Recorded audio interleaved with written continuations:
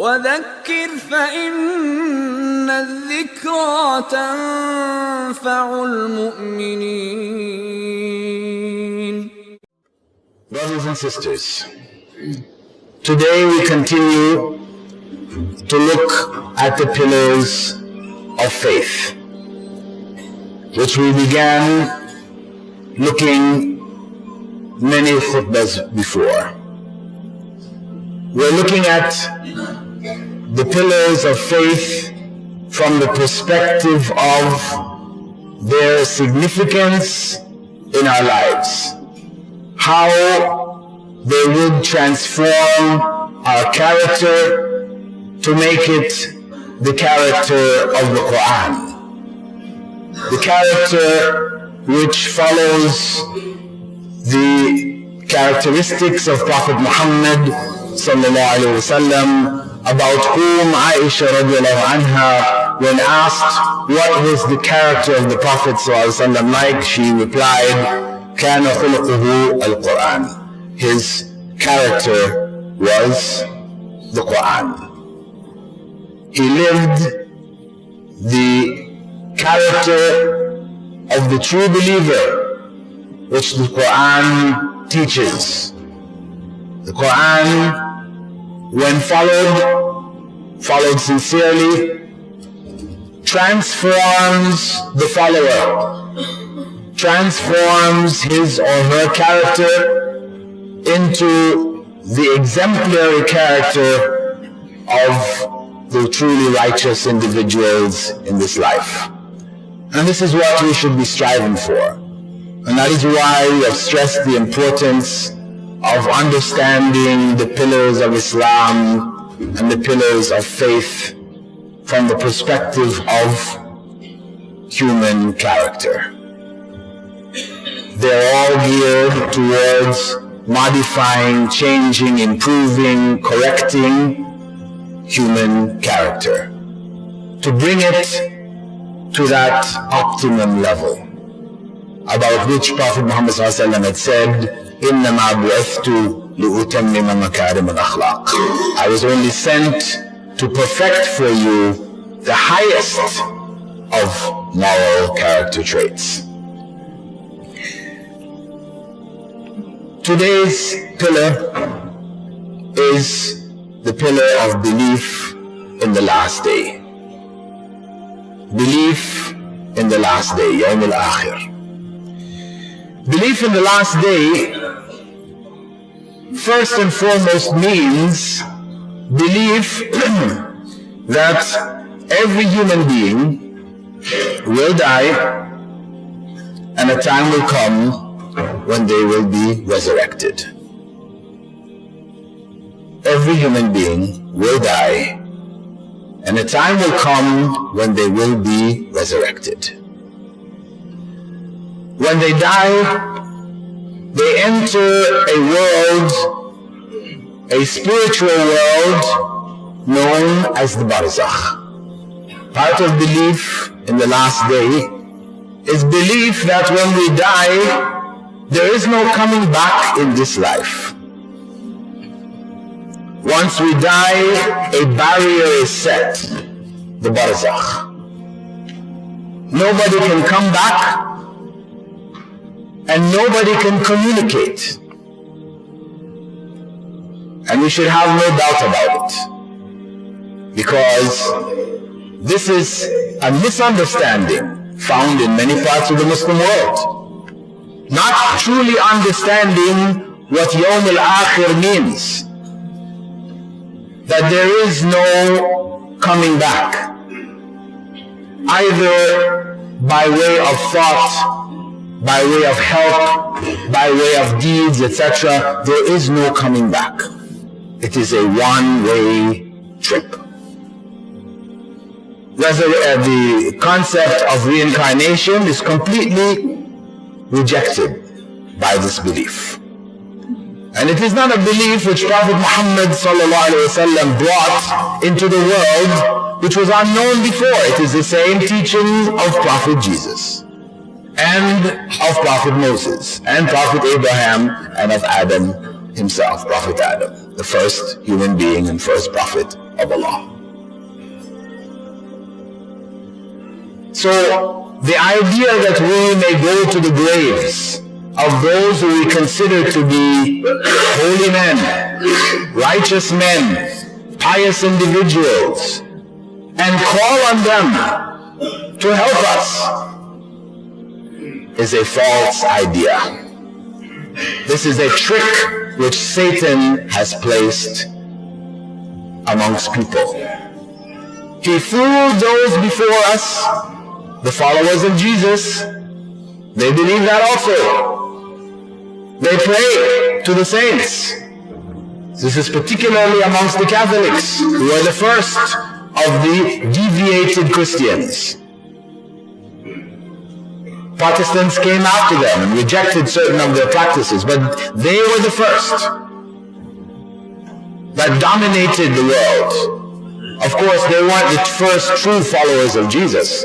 The true followers of Jesus didn't have this belief, and they didn't practice these things. But the Catholic world believes firmly in saints. They have a saint for everything. If you lose things, there's a special saint for that. If you want something which is impossible, there's a special saint known as the saint of the impossible. If you're going on a journey, there's another saint. His name was Saint Christopher, except that about 25 years ago, the Pope announced to Christians the world over that he was a fake. That there was really no Saint Christopher, so he should be struck from the list of saints. Right? But they have saints, people who were righteous people in their consideration, who died, and they call on them. That is a trick which Satan has done among people. To believe that we can call on others besides Allah, when Allah told us very clearly in the messages before and in the Qur'an, "Ud'uni astajib lakum." Call on me and I will answer your prayer.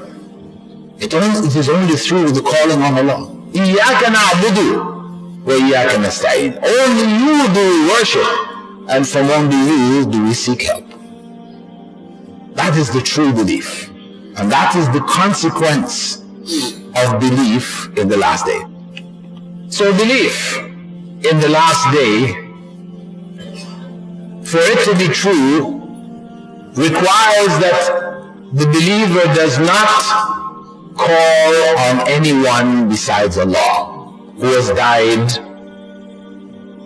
no matter how pious he may be. Even Prophet Muhammad ﷺ should not be called on.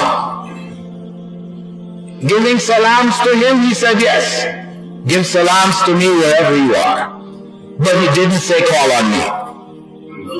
And if that was intended, he would have said it. Just as it was easy for him to say, give salams to me wherever you are, to let you know you don't have to go to his grave to give salams to him. You can give salams to him anywhere. And Allah will carry it to him. Allah will carry it to him, have it carried to him. But he didn't say, call on me and I will answer your prayer. He didn't. And those who promote that, promote a lie. A lie of misguidance, which is in fact shirk. This is shirk. Calling on others besides Allah is shirk. So belief in the last day is a belief which requires giving up these ideas, these false ideas of calling on others besides Allah, who cannot help us in any way in this life. Secondly, belief in the last day involves belief in the supreme justice of Allah subhanahu wa ta'ala. But that last day, the resurrection, is a resurrection for judgment. And that judgment will take place.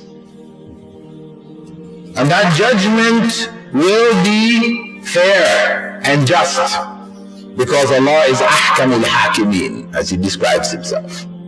He is the most just. And His judgment is really to let us know, let all human beings who have ever existed in this world know, without a shadow of a doubt, that He is the most just. There would be no doubt on that day. If Allah willed, He could have created us and placed some of us in paradise and some of us in hell. He could have done that right from the beginning. As Aisha radiallahu anha reported that he said, sallallahu alaihi wasallam, don't you know that Allah created paradise and hell, and He created inhabitants for each? Don't you know that Allah created paradise and hell, and He created inhabitants for each? So from the time He created us, He could have put us straight in hell or in paradise. However, He allows us to live out our lives and to know at the end of this world that if we are going to hell, it is because we chose it. And if we're going to paradise, it's because of the mercy and the grace of Allah.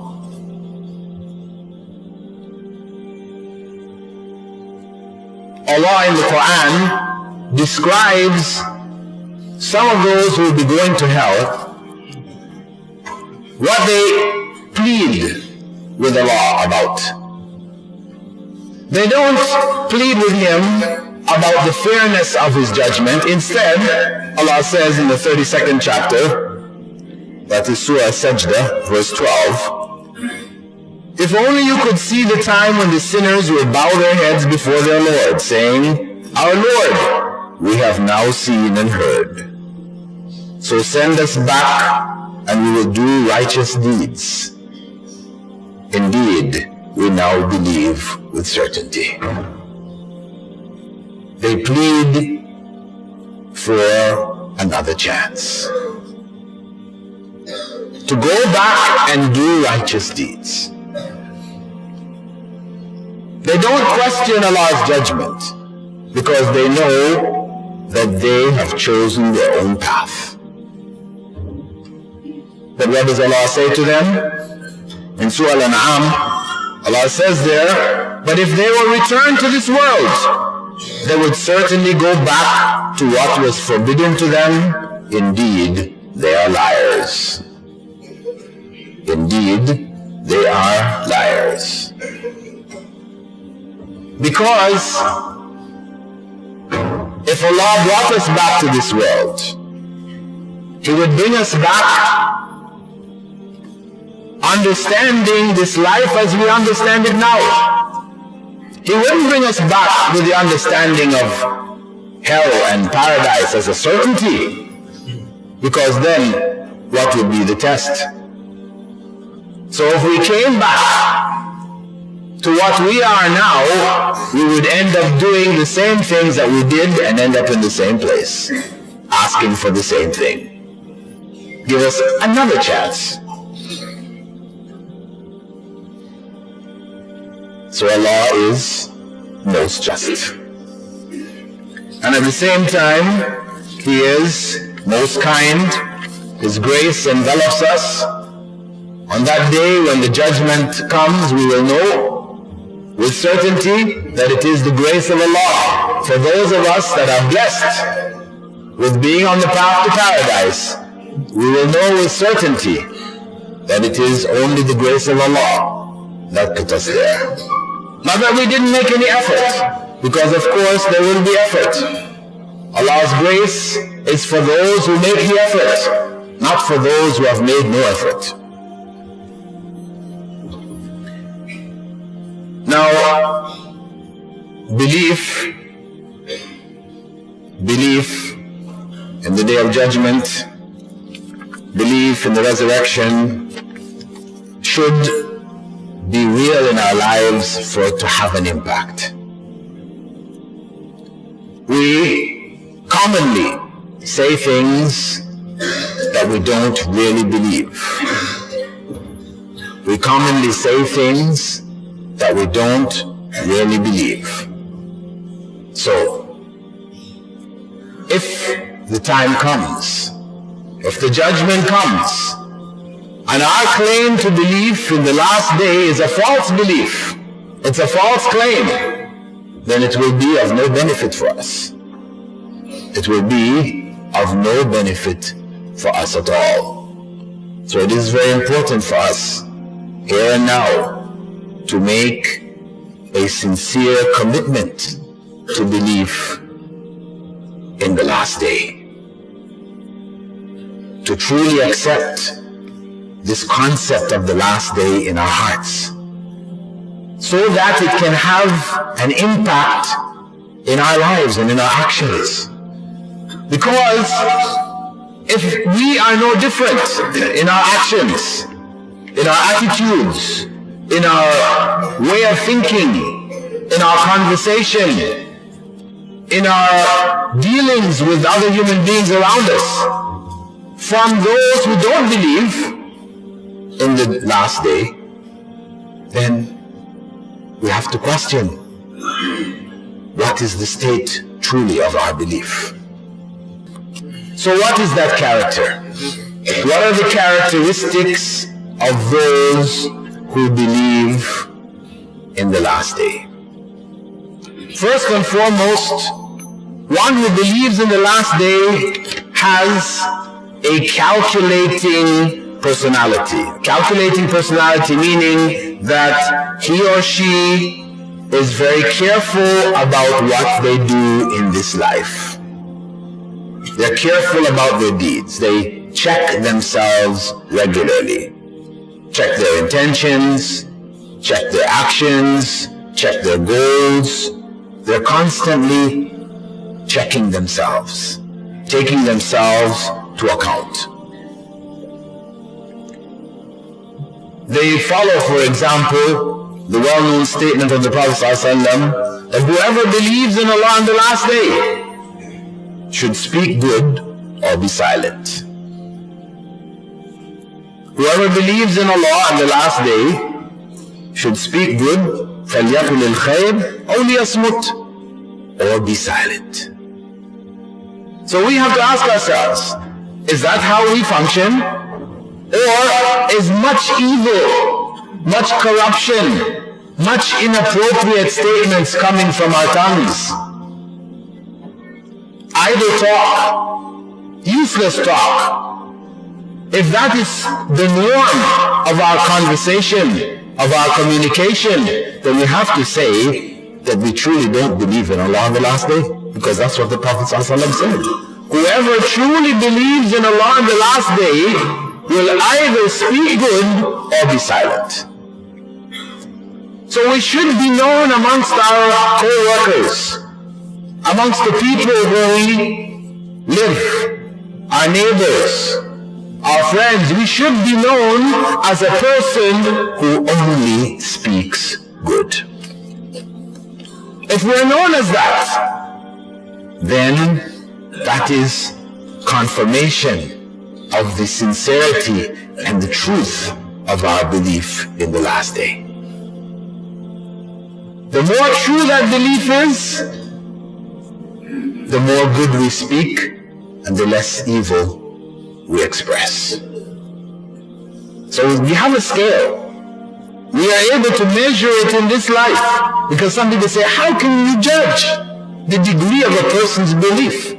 The question comes, how can we judge the level of our belief in Allah on the last day?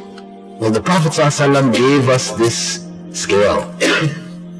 It is possible to judge ourselves. And we need to consciously think about what we say, what comes out of our mouths, because it's proof. It's proof for others around us, and it's proof for ourselves. Very simple, but difficult to achieve. Very simple. The principle is not complicated,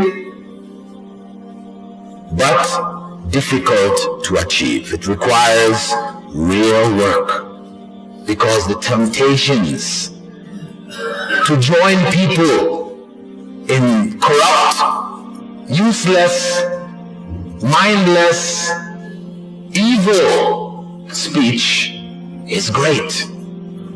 That is what most people around us are talking.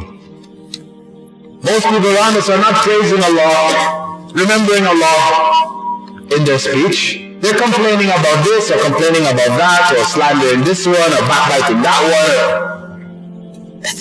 That's what is the norm of our speech. We just stop and think for a minute.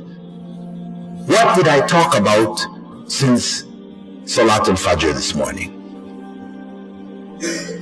Since I woke up after Salat al-Fajr, what did I talk about? What do I talk about at my workplace? What do I talk about with my neighbors, with my children, with my friends? These are the signs. Alhamdulillah, we're still living. We're still alive. It is still possible for us to catch ourselves and correct ourselves. And that's why the Prophet ﷺ gave us the scale. And this is the importance of belief in the last day. The other characteristic is that one should have a firm and uncompromising personality. A firm and uncompromising personality. One who sticks with what is good because he or she knows they will be held to account. As Allah said in Surah Al-Ma'idah, verse 100, say, the evil and the good are not the same. Even though the abundance of evil may amaze you, the evil and the good are not the same. Though the abundance of evil may amaze you. When we look at the world around us, and we see so much evil, and the evil seems to be getting away with it, then it might seem to us, what's the difference? What's the difference? When you go on your job, and you find your co-workers committing offenses, pocketing money, stealing property from the work. Everybody's doing it. Nobody's getting caught. We just replace these supplies every month. You're tempted. Though you know in your heart this isn't right. This property was given to you to use in the office. It is for the office use, not for your personal use, not to take home, distribute amongst your family members. But everybody else is doing it. And they seem to be getting away with it. So the pull to join them is great. But if we believe in Allah on the last day, we stand firm. When everybody says, come on, it's all right, don't worry about it, we say, yes, I'm worried about it. You may not be worried about it, but I'm worried about it. Because I know the consequence. I will have to meet it at another point in time. As the Prophet ﷺ said, know that whatever property of your brother that you take, it will only be fire in your bellies on the day of judgment. Whatever property of the brothers that you take will only be fire in your bellies on the day of judgment. That is the end result. That should be enough to stop us. The last major characteristics, and of course there are many characteristics. The last major characteristics is a confident characteristic. That one has a confident personality. One does not worry about others. what may seem to be, that they may get away, they're committing evil, there doesn't seem to be any judgment for them. They don't question this. They are confident that doing the right thing will benefit them on a day to come. Doing the right thing will benefit them. As Allah said, هَلْ جَزَاءُ الْإِحْسَانِ إِلَّا الْإِحْسَانِ. Is there any reward for good other than good? No. So we do the right thing, we feel confident that we will be rewarded for it. If we choose not to take out the loan from the bank to buy a new car, and we instead use the monies that we actually have to buy a used car, we are blessed with that used car. Even if it breaks down and we have to pay more money, we are blessed with every rial that we pay for that used car, staying within our means, rather than buying that nice shiny new one where everybody at work will say, MashaAllah, Alhamdulillah, Mabrook. Everybody is very much pleased with what you have. Very attractive car, you feel good, you feel proud, your family feels happy when you go driving it, everybody's... But the used car, people are there, you know, nothing to be proud of. It just gets you from A to Z, that's it. But know that one, that cheaper one, that you have spent your money in, for the sake of Allah, avoiding the interest, the mortgage, any form of riba, you're trying to avoid it, doing the right thing. Know that it's blessed, and Allah will multiply it on the day to come. And you feel confident about it. You don't feel like, okay, I'm doing it because, yeah, that's what I'm supposed to do, but really I wish I could do the other one. And, you know, in your heart is still there, right? You're doing it. Well, because, you know, Dr. Bilal, he said in the khutbah, we shouldn't, okay, I'm gonna do it. But in the heart, we're still attached. We want that shiny new one. No. The true belief creates in that individual a sense of confidence. They know it's the right thing. And they know it is blessed. And they don't feel ashamed because there's nothing to be ashamed about. Shall we be ashamed about pleasing Allah? That is a big mistake. We should never feel ashamed about doing the right thing. So this is what belief in the last day calls us to. And Prophet Muhammad ﷺ, he was that example. He was the classical example of what we just spoke about. And that is why Allah told us, إِنَّ اللَّهَ وَمَلَائِكَتَهُ يُصَلُّونَ عَلَى النَّبِيِّ يَا أَيُّهَا الَّذِينَ آمَنُوا صَلُّوا عَلَيْهِ وَسَلِّمُوا تَسْلِيمًا. This is why Allah told us to ask for peace and blessings for the Prophet ﷺ. For the example that he showed us of one who believes in Allah on the last day. Someone who had the world at his feet. Lived in a simple mud home. Slept on a bed of fronds from the palm tree, covered by a thin skin of leather, which didn't prevent the fronds from sticking through and leaving the impression on his body when he would get up. This was the example of the Prophet of Allah, sallallahu alaihi wasallam. He was confident of the world to come, of the day of judgment. He didn't feel ashamed to live simply. And he discouraged people from elevating him. So when he would come among his companions, and they were all sitting down, and some of them got up to stand for him, as they had noted that the peoples in Persia and Rome would do when their leaders came amongst them, he told them, no, don't stand for me.